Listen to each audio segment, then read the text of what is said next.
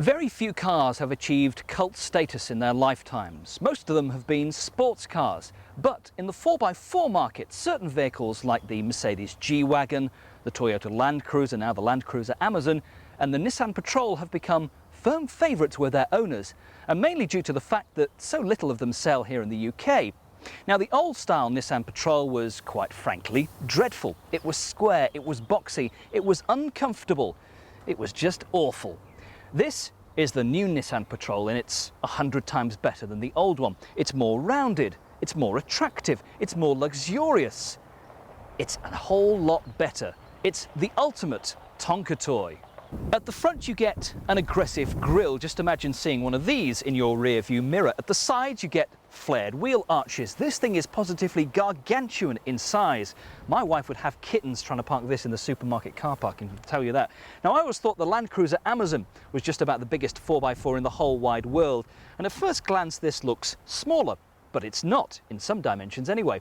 It's 4 inches longer than the Amazon, 4 inches shorter in width than the Amazon. It also has the capacity to seat up to 7 people with 3 rows of seats, but that gives you absolutely no luggage space whatsoever.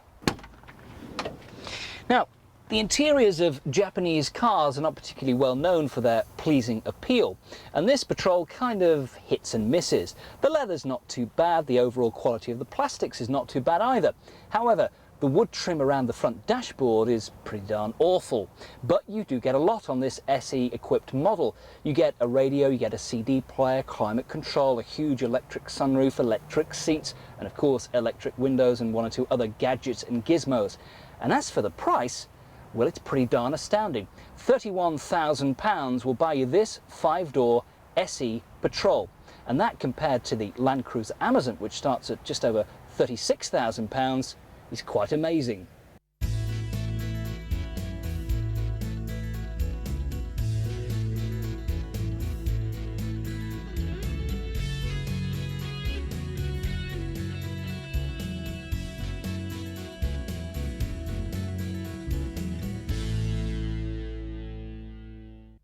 Now, Nissan have been building the Patrol since way back in 1951, but you didn't realise that. They've been producing 4-wheel drive vehicles almost as long as Land Rover. And they're renowned for their reliability and their ruggedness. And this latest Patrol is the most sophisticated, as you'd imagine, of them all. One interesting thing as well is that people say in the likes of Australia buy Nissans and Toyotas over buying Land Rovers purely for their reliability. When you're driving through the outback without anything else around you, no phones, no help whatsoever, one thing you don't want is for your 4-wheel drive to break down. And you can be guaranteed that Nissans and Toyotas won't do that.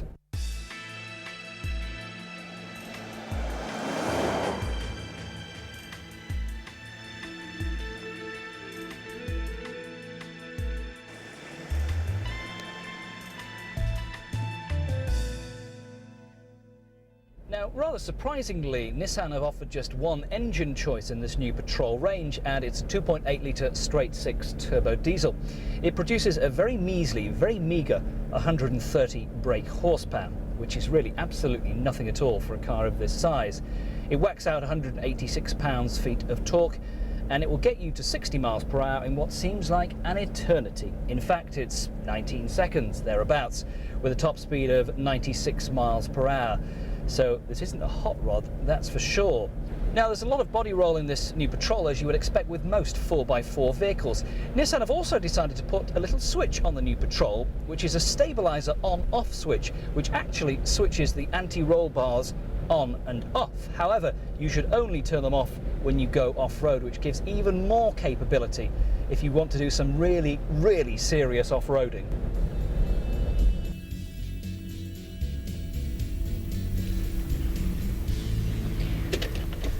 So, the new Nissan Patrol, what do we think? Well, it's certainly an improvement on the old one, that's for sure. As far as this one goes, well, it's very capable off-road. You're not going to get stuck in many situations in this. On the road, it's perhaps less capable due to the fact it's got such a measly engine with hardly any brake horsepower. No automatic transmission option either.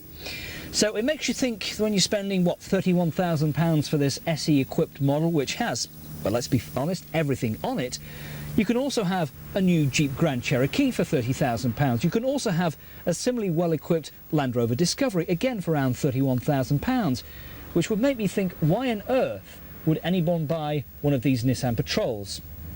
I just can't think why.